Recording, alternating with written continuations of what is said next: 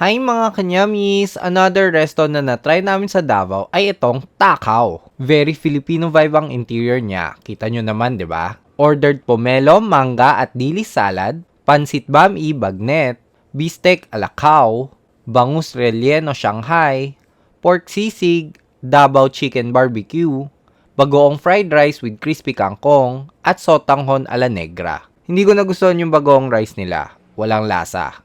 Kulang ang bakon. Kulang lasa. Yung pansit, naging sobrang asim naman dahil maasim na siguro yung unang timpla nila tapos napigaan pa namin ng kalamansi. Asim.